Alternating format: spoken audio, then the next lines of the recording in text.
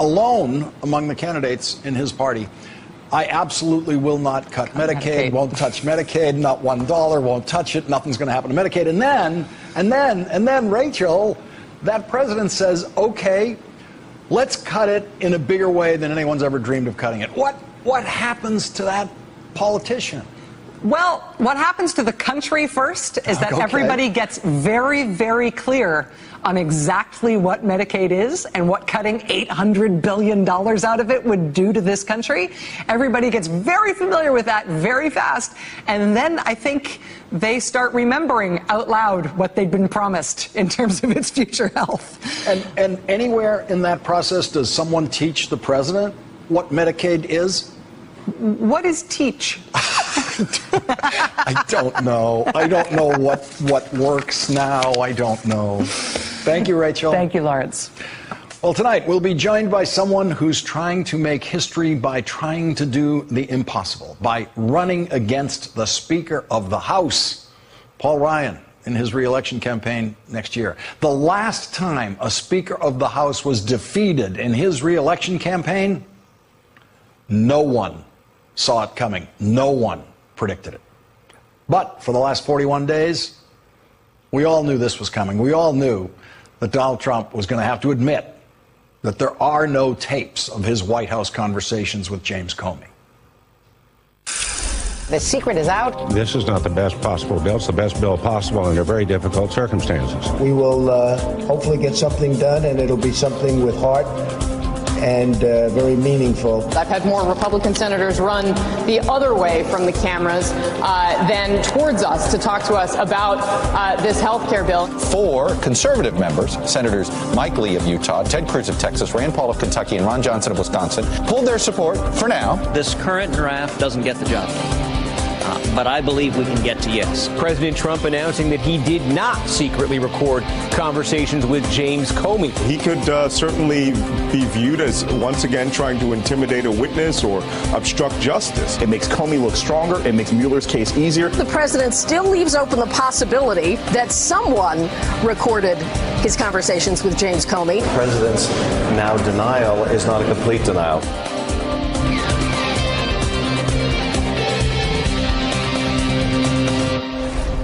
The most enduring belief that pathological liars have is that everyone lies. Everyone lies all the time. That's why pathological liars think that they are normal. They think they just talk the way everyone else does. They think lying whenever convenient to anyone, including their wives, their children, their friends, their coworkers, is what everyone does to get through any moment where the truth feels even slightly awkward. The difference between the pathological liar and the rest of us is that the pathological liar has absolutely zero resistance to telling a lie. Zero. To anyone. And pathological liars have zero capacity to see any reason why telling the truth might be preferable. Even if the truth is in the pathological liar's best interest, that doesn't really increase the chances very much that the pathological liar will tell the truth. That's why it's called pathological lying instead of logical lying. The President of the United States thinks everyone lies. He thinks Barack Obama's mother lied about where her son was born. The President thinks that someone in the state government in Hawaii 55 years ago decided to lie by issuing a birth certificate to a baby named Barack Obama who was not born there. The President believes everyone lies. Everyone. The President has proven that there is nothing that he will not lie about. Nothing. Including the birth of Barack Obama. He lied about his experience on 9/11. What everyone else in public life regards as near a sacred zone of commentary. What happened on 9/11? What we each did on 9/11. What we each saw on 9/11. Who do you know who has lied about that? Who do you know who would lie about that? Donald Trump told 2 very big lies about 9/11 that everyone knows were lies. He said he saw thousands of Muslims celebrating on 9/11 in New Jersey. He did not. And he said he personally lost hundreds of friends. How did he keep us safe when the World Trade Center came down?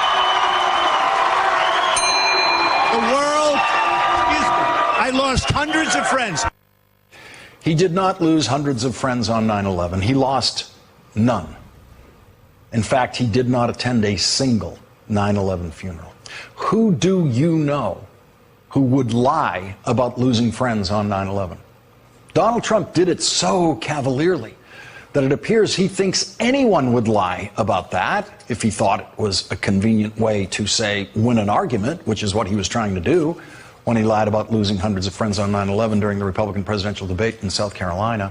He never told that lie again because he knew it was his worst, most vile public lie that would offend the most people. Even people who hate Barack Obama would be offended if Donald Trump tried to repeatedly get away with the lie that he lost hundreds of friends on 9/11. That lie flew by. You just saw it. It flew by at high speed, the way Trump lies do, and the news media didn't catch it. And so he got away with it. Donald Trump's lifetime of intense personal intimacy with lying has apparently made him believe that he can prevent people from doing to him what he does to them. He apparently believes that he can use his own wizardry about lying to outsmart other liars. And so, 2 days after the president fired James Comey, a New York Times article appeared with an inside account of what happened in some of James Comey's private interactions with Donald Trump, including the president's request that James Comey pledge personal loyalty to the president during a one-on-one dinner at the White House. The day after the president read that article, he tweeted, "James Comey better hope that there are no tapes of our conversations before he starts leaking to the press." The tweet only makes sense to someone who believes that James Comey is going to lie about his conversations with the president. James Comey better hope that there are no tapes if he's going to lie about our conversations. James Comey doesn't have to hope that there are no tapes if he's going to tell the truth. In fact, when this issue was raised to James Comey publicly, he used a divine exclamation to say he hoped there were tapes because he is telling the truth. Look, I've seen the tweet about tapes. Lordy, I hope there are tapes. The president put out that tweet 41 days ago about tapes because he thinks everyone lies. He put out that tweet because he thinks James Comey would lie about his conversations with the president. It was Donald Trump's deeply held, twisted view of the world and everyone in it that made him tweet, "James Comey better hope that there are no tapes," because the president is an utter ignoramus in matters of law and governing. He had no idea that that tweet would provoke legal consequences, would provoke inquiries from the Justice Department and from Congress about the existence of tapes, and that those inquiries would have to be answered by the White House. The president had no idea that he couldn't just tweet that and leave it out there. As usual, the president had absolutely no comprehension of consequences. Minds like his do not anticipate consequences. He had no capacity to imagine, to envision the consequences of that tweet. And in James Comey's view of the aftermath of that tweet that the president put out about tapes, the president has himself to thank for the special prosecutor who is now investigating him. The president tweeted on Friday, after I got fired, that I better hope there's not tapes. I woke up in the middle of the night on Monday night, because it didn't dawn on me originally, that there might be corroboration for our conversation. There might be a tape. And my judgment was I needed to get that out into the public square. And so I asked a friend of mine to share the content of the memo with a reporter. Didn't do it myself for a variety of reasons, but I asked him to because I thought that might prompt the appointment of a special counsel. And so I asked a close friend of mine to do it. Today, 41 days after the James Comey better hope that there are no tapes tweet, the president tweeted, "With all of the recently reported electronic surveillance intercepts, unmasking, and illegal leaking of information, I have no idea whether there are tapes or recordings of my conversations with James Comey, but I did not make and did not have any such recordings." What if he had put out that tweet 41 minutes after the first tweet about tapes instead of 41 days? Would there be a special prosecutor today investigating the president? The president was given a deadline of tomorrow to answer the question about tapes of his conversations with James Comey. The House Intelligence Committee gave the president that deadline. The president's tweet today did not eliminate, in his mind anyway, the possibility that there are tapes.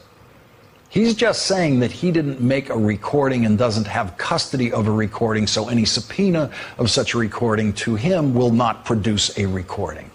Why won't the president say clearly that there are no recordings of the conversations? He knows that there are no other recordings of the conversations. He knows that for a fact. But he wants to leave open to his supporters the possibility that the White House is bugged. He wants to leave open the possibility that someone is recording his conversations, someone in the mythical deep state that the president and Newt Gingrich and other fantasists want to pretend is constantly plotting against the president. With all of the recently reported electronic surveillance and intercepts, he says. We should not be surprised if the next time the president is in front of one of his adoring rally audiences, he says something to the effect that, who knows if there are tapes? There could be tapes. They could be trying to record all of my conversations. They're trying to get me. It's a witch hunt. Trump, as victim of the evildoers, has become an essential component of his image with his followers. And so he talks to them about the witch hunt that is out to get him. He has told them that President Obama wiretapped Trump Tower. He's never retracted that.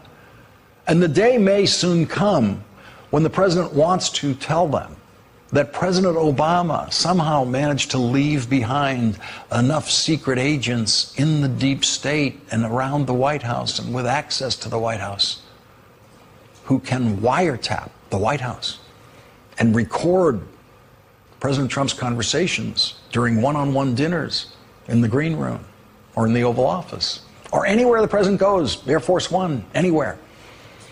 And so we may not have heard the end of tapes and President Trump. All it takes for this president to tell a lie about tapes is for that lie to feel, in that instant, just slightly more convenient than the truth. Joining us now, David Cay Johnston, Pulitzer Prize-winning journalist, the author of The Making of Donald Trump. Also with us, Jill Wine-Banks, former assistant Watergate special prosecutor.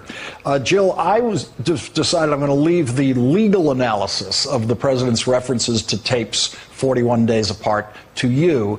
I just wanted to go into what I think is the best psychological window I can find on what he was up to. But what is your reading of this series of two tweets about the so-called tapes 41 days apart? First of all, I loved your analysis. The psychological analysis is very right on target, I'm sure. In terms of the legal, I never believed that there was any kind of recording, because if there had been, he would have released it immediately if it supported him, and if it didn't support him, he would have destroyed it. We have to hope that he learned at least one lesson from Watergate, which is having the tapes can be devastating. And he's now left us with the only remaining mystery of tapes, which is the 18-and-a-half-minute gap in the Watergate tapes. There's no mystery now. There are no tapes from the Comey conversation. David Cay Johnston, as we know, and you've studied his background and his practices in business, he did from time to time make recordings of conversations in his business life when people didn't know he was doing that. What's your reading of these two tweets 41 days apart? Well, I agree with Jill. I never thought that he had a recording of any kind. What's troubling is exactly the thing you did in your opening, Lawrence, is instead of just cleanly getting rid of it, he's left open this sort of vague space, and that's very troubling. And Donald has a long history of, doubling down on lies. When he was offered by Howard Stern the opportunity to back off his lie about Madonna and Kim Basinger and Carla Bruni being his lovers, he doubled down on it in a strange way. And Donald isn't strategic about anything, but especially about lying. If you're going to lie about something, you want to have the most skeletal story, not any filigree in it. And we're going to see Donald continue to do this, and it's going to sow confusion. And I'm concerned deeply about how do foreign governments, particularly ones hostile to us, interpret what he does if they don't understand that he just lies to get across whatever is in his mind at the moment with no thought to strategy or long-term outcome.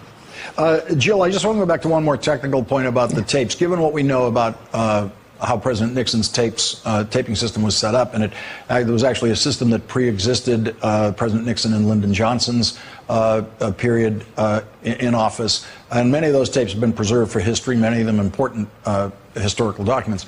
How would that, since Nixon, presidents have decided, wait a minute, this is a bit too risky, and so someone would have had to go in there January 20th or shortly thereafter and set up such a system based on what you know about how that was done in the White House before. How would that be done?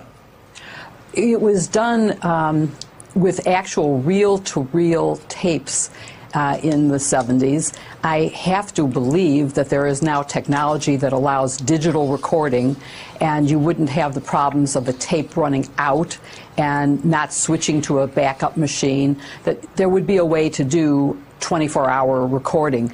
The White House system under Nixon was a voice activated, so it required that he be in the office, and if he was in the office and spoke, it recorded.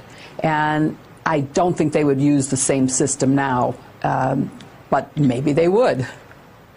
I want to go to this NBC News reporting today that the Director of National Intelligence, Dan Coats, is now saying that President Trump is obsessed, as he puts it, with the Russia probe. Dan Coats, the Director of National Intelligence, told House investigators Thursday that President Trump seemed obsessed with the Russia probe and repeatedly asked him to say publicly there was no evidence of collusion. A U.S. official familiar with the conversation told NBC News. And so, David, there we have yet again another sourcing on the president trying to get Dan Coats to speak publicly about this investigation. Yeah, this just adds to the obstruction of justice as a political matter as well as a legal matter. And, of course, Donald is obsessing about this. He knows that there are numerous relationships he's had with the Russians. We can put him one step away from Vladimir Putin in the Trump-Toronto hotel deal. We can put him one step away from Middle East arms trafficking in Russia through Felix Sater, based on court records. And he knows that there's a great deal out there that's going to come to haunt him. So, of course, it's weighing on his mind and leading to his increasingly erratic behavior. And you may recall in the show a long time ago, I predicted that over time, Donald's behavior would become increasingly erratic. You won that prediction, David. We have new video just released by Fox News of an interview with the president that they're going to air tomorrow. And this is the president speaking about Special Prosecutor Robert Mueller. Let's listen to this. He's very, very good friends with Comey, which is very bothersome. But he's also... and we're going to have to see. I mean, we're going to have to see in terms, look, there has been no obstruction. There has been no collusion. There has been leaking by Comey. But there's been no collusion, no obstruction, and virtually everybody agrees to that. So we'll have to see. I can say that the people that have been hired are all Hillary Clinton supporters. Jill, your reaction to that? Well, virtually everyone does not include me, because I do believe that there is obstruction. I don't know about the collusion. We need to let the investigation go forward. Everybody that I have heard or read says that Mueller is a perfect person to be conducting this. The only other person I know on the team is a former Watergate colleague of mine, Jim Quarles, and I trust him completely. No one that I know has a political motive. They are looking at facts, and facts matter. We have, going back to something you said earlier about the lying, I learned a word during Watergate, which was confabulation, which is something many witnesses do. They know something, point A, and they want you to believe point B, so they fill in the gap because they just want to believe it, and they actually convince themselves it's true. So maybe he's convincing himself that these things are true, but there is no factual support for it, and that's what it would take to convince me that he was telling the truth for once. David, quickly before we go, leaning on Comey being friends with Mueller, that seems to be point one that we'll hear from the president if the day comes that he tries to fire Robert Mueller. Well, or if he's impeached and convicted, he wants to delegitimize the process.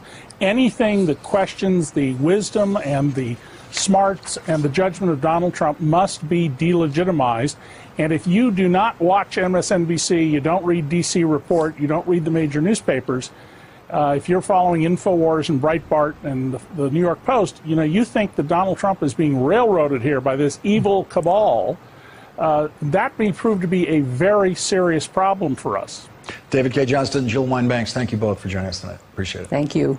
Coming up, the man who's trying to do the impossible, the unusual Democratic candidate who's now running against Paul Ryan in Wisconsin. He will be the third person in history who beats a Speaker of the House in his re-election campaign, if he is lucky.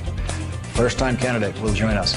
And the president who ran on the promise of preserving Medicaid now wants to cut Medicaid. July 4th on Tuesday. And the House are trying to put us, the people with disabilities, into a situation where we will end up in nursing homes where we will die.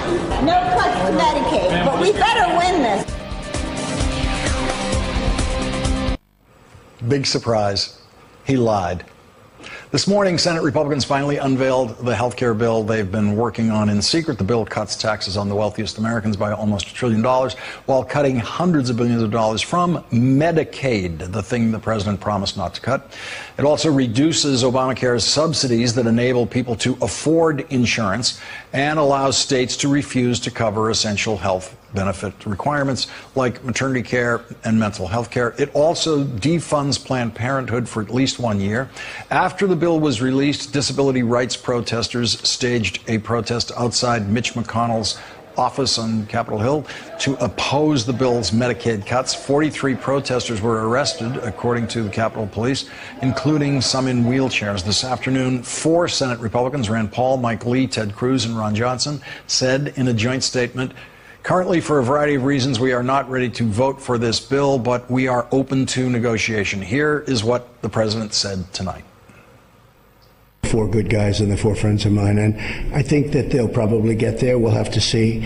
Healthcare is a very difficult situation. If you look, the Clintons tried to get it, and after years and years, they couldn't do it. Obamacare was murder for them to get, and now it's failed. It's virtually out of business. Obamacare is a disaster, and we're trying to do something in a very short period of time. Joining us now, Neera Tanden, president of the Center for American Progress. She worked in the Affordable Care Act in the Obama administration. Also joining us, Adam Jentelson. He's the former deputy chief of staff to Senator Harry Reid. He's also the senior strategic advisor at the Center for American Progress. Neera, your analysis of this bill as it's been presented today. What's really amazing about this bill is after weeks and weeks of senators saying, don't worry, Republican senators saying, don't worry, this bill will be totally different from the House. It'll be much nicer than the House. It'll be more generous than the House. It'll be a real health care bill.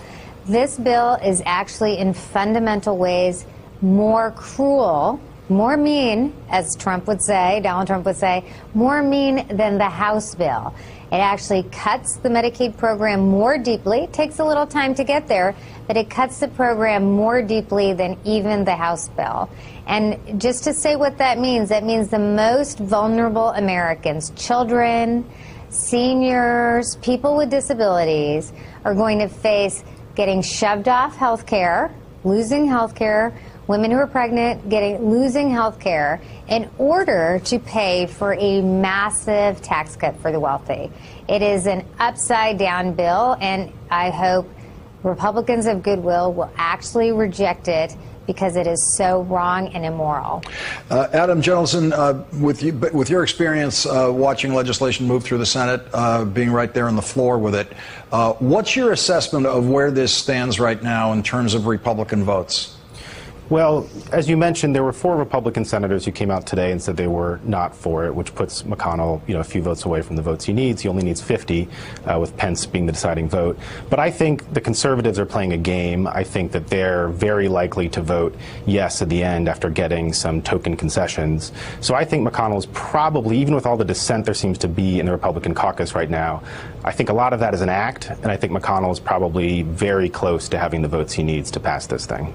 And Neera, what would what we've seen in the House is people staking out positions either to the left or right, as it were, of the Paul Ryan bill, and then there would be some kind of conversation in which they could claim that Paul Ryan just moved the bill in their direction, and so then they get on board a bill that, from my distance, didn't look that different from the one they objected to. No, absolutely. In the House, with the most recent passage, they, it was called the Upton Amendment. They sort of phonied up a policy proposal that said they were dealing with issues, and then they passed the bill. But here's what I would say about this. This bill is devastating for states that have done the Medicaid expansion. Ohio, Nevada, West Virginia.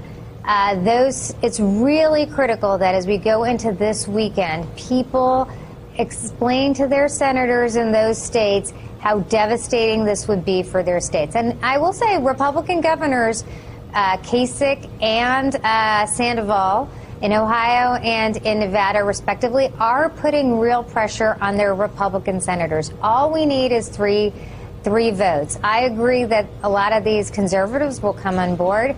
That might be a kind of show around this. But that's why we need to keep our eye on the ball of Republican senators like Shelley Moore Capito, like Heller, like Flake, like Portman, like Lisa Murkowski in Alaska, Senator Collins. This bill would devastate their states, and they have a decision to make. Are they going to put their party over their state and their country and their constituents? And that's the simple decision they have to make. And I would just, one thing to underscore the urgency of what Neera said, I think everybody who's watching this show tonight needs to understand that this bill could be law by July 4th. If the Senate passes it, the House is quite likely to take the Senate bill as it is with no changes and pass it, and it will be on Trump's desk in a matter of days. There's no need for a conference committee if one chamber passes the other chamber's bill with no changes. So Americans need to understand that this is it. The Senate vote could be the last chance to stop this bill. Yeah, Adam, normally done in the traditional way, if it were to pass the Senate, it would only be at the halfway point because it would then have to go into a conference with the House. All of that can be skipped. They can just take that Senate bill, pass it in identical form, which is ultimately the way the Affordable Care Act in its final passage moved through the House. The House hates to do it, but every once in a while, the Senate just says, look, there's nothing else we can possibly pass. And Adam, in your experience, the House will then usually just take that and run it through. That's right. Yeah. I think they will in this case, and we could be looking at Trump signing this bill before July 4th. We're going to have to leave it there. Go ahead, Neera, quickly. And just very quickly, I mean, that's why this week, the next few days are really important. Wednesday, they could really be voting on this bill, so your voice really matters right now. Neera Tanden and Adam Jellison, thank you both for joining us tonight. Really appreciate it. Thank you. Coming up, the Wisconsin iron worker who is challenging Paul Ryan for his House seat. He's going to try to knock him off in 2018. He would make history if he does that. Randy Bryce will join us. Fox News taped an interview with President Trump tonight that will air tomorrow on Fox News. Let's listen again to the part where he's talking about Special Prosecutor Robert Mueller. He's very, very good friends with Comey, which is very bothersome. But he's also, and we're going to have to see. I mean, we're going to have to see in terms, look, there has been no obstruction. There has been no collusion. There has been leaking by Comey. But there's been no collusion, no obstruction, and virtually everybody agrees to that. So we'll have to see. I can say that the people that have been hired are all Hillary Clinton supporters. Joining the discussion now, Charlie Sykes, editor-in-chief of Right Wisconsin, an MSNBC contributor. Also with us, Anna Marie Cox, an MTV News senior political correspondent and host of the podcast With Friends Like These. And she was at last night's Trump rally. Anna Marie, last night, all Donald Trump said was witch hunt. He didn't get into James Comey, Robert Mueller, their friends. What do you make of tonight's statement? I have to say, my overall takeaway of that, man, he seems tired and really, I might say, low energy. I'm not sure if he has the stamina to be president. I don't know if that's important or not, but it seems like it came up once or twice during the campaign. He can't even complete a sentence about this, right, without saying something about Russia or obstruction. I mean, I think that's kind of the sign of a guilty person, guilty thinking. Guilty thinking, perhaps, is really what I want to say. I mean, we heard, from the closed testimony given by the intel chiefs that he seemed obsessed with Russia. And I think it's true. I think that he just circles back to it over and over again. It's the beating heart that he can't get to. As far as how his fans react, it's very much an alternative universe among that 35% that still approves of him, that still go to the rallies that he has. I could go into detail about the kinds of fantasies and conspiracies that were spun out to me by the people that were at that rally. It wouldn't be worth our time, so just trust me when I say, they believe what he has to say, and they believe a lot of things that aren't true. Charlie Sykes, Donald Trump considers time covers very important. He likes to lie about having been on more of them than anyone else, but he's been on a lot. Robert Mueller now has what is at least his second Time magazine cover that is coming out in the next issue of Time magazine.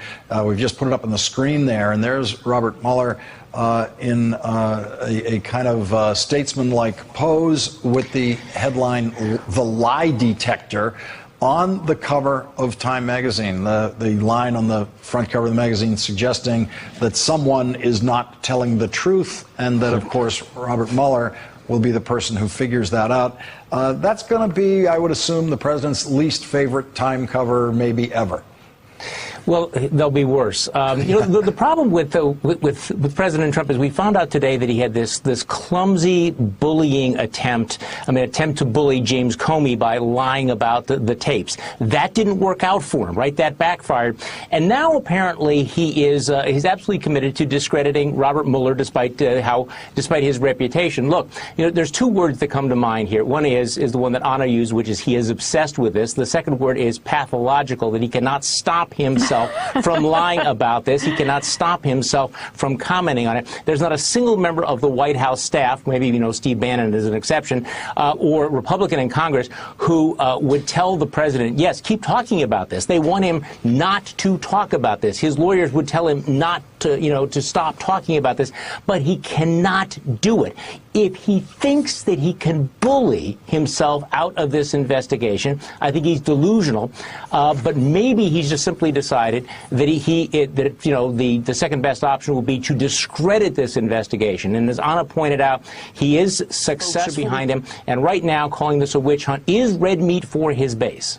So, Anna, we've seen President Trump lawyer up 3 times on this case. First with his longtime lawyer from New York, who knows absolutely nothing about practicing law in Washington or criminal law at all. And that having him on the scene did not tone down the president's inclination to talk about the investigation. Then he home district exactly twice. The first time was in 1862. When Galusha Grow lost his re-election campaign in Pennsylvania. And the second time was in 1994 when Democratic Speaker of the House Tom Foley saw his 30-year career in the House of Representatives come to a shocking end on election night when he lost his re-election campaign in a close finish. And no one in American politics saw that coming. Paul Ryan won his last campaign in his Wisconsin district last November by 35 points. Tom Foley had much bigger wins than that during his congressional career. He once won re-election by 62 points. During the Reagan years, Tom Foley won re-election by 50 points and 52 points. By 1990, Tom Foley was down around the Paul Ryan winning margin of 38 points. That's how much Tom Foley won by in 1990. 2 years later, Speaker Foley's winning margin dropped to 10 points. And 2 years after that, he lost in a very close election. So, can a Speaker of the House who wins re-election in his district by 35 points be defeated? The answer is sure he can. But it might take more than one campaign to beat him. Randy Bryce, the candidate who's trying to make history, joins us next. Joining us now, Randy Bryce. He's the iron worker. He's now the Democratic candidate running against Representative Paul Ryan for that House seat in Wisconsin. This is his first national interview. Randy, welcome to the show. Thank you for doing this. We were all quite struck by that campaign announcement video that you released with your candidacy. And as soon as we saw it, we played it here. We wanted to talk to you about your candidacy. So you watched Paul Ryan win re-election with a 35-point winning margin, and you thought, I think I'll run against him. Why not? Why not? Okay. I first of all, thank you for having me tonight, Lawrence. If you want to see something that's really impossible, I have a hard hat you can borrow, and I'll take you onto a job site in a construction area downtown Milwaukee. If you want to, what we do is oftentimes considered impossible. And I think as a result of our launch, it was so successful, and it's just a testament to working people wanting to be heard. They see me as being them, and that's exactly why I'm doing this. What do you think Paul Ryan is getting wrong in representing his district? Because he's got two different jobs. He's got the job of being Speaker and trying to run that whole party in the House. And then he has another job, which can very often be in conflict, and that is to be the representative from that district. Well, for one, he's not representing anybody in the district. He's been absent. He hasn't been in the district for over 600 days. But he does have time to appear at 50 fundraisers where you can pay $10,000 to have your picture taken with him. He's not doing anything for the people of the 1st Congressional District, and we're upset that we're not being heard. And whatever he's doing in Washington, it's taking away things from us. We're working twice as hard, and we're getting less to show for it. Judging by your campaign announcement video, your #1 issue seems to be, at this point, health care. Why is that the #1 issue for you? It's an intergenerational issue. I have a son who's a miracle child. I was told I probably wouldn't be able to have children after being diagnosed with cancer. I have to worry about cancer coming back for me. I have to worry about my son going to play on a jungle gym where I have to worry about him getting hurt or just letting him be a kid. And it affects my mother, who obviously is the star of the video. And not shown in the video is my father, who has Alzheimer's. And, my mom's medication, thankfully she has insurance. That gives her the independence to be able to visit my dad on a daily basis. So, and I consider ourselves lucky because we have insurance, and it shouldn't be a matter of have and have-nots. It's a basic right for everybody that we should be able to go see a doctor, to be healthy, to live fulfilling lives. What is your biggest disagreement with President Trump? With President Trump, I don't trust him. I mean, when I was in the Army, I spent time, it was during the Cold War, and we were trained to defend the country against the Soviet Union. I turn on the TV, it might have even been your show, and I see the top spy for Russia in the Oval Office. They're putting party before the people, and the people have had enough. We deserve honesty and things that don't smell of corruption. I think you watched Paul Ryan closely probably during the presidential campaign, and there were many times where he tried to distance himself from the from presidential candidate Donald Trump without ever disowning him, always trying to say, I don't have to answer for what he says as a candidate. What is your reaction now that after Paul Ryan didn't answer to things that Donald Trump said as a candidate, he now has him as a president, and they're now working together closely? Well, he was, a few weeks ago, the Wisconsin Republicans, they had their state convention, and Paul Ryan was thanking everybody there for electing Donald Trump. He pretty much owns Donald Trump at this point. There's no distancing himself. He's in charge of setting forth the policies, talking about what's going to be introduced. And what has he done? There's nothing. Donald Trump has done nothing, has not kept for the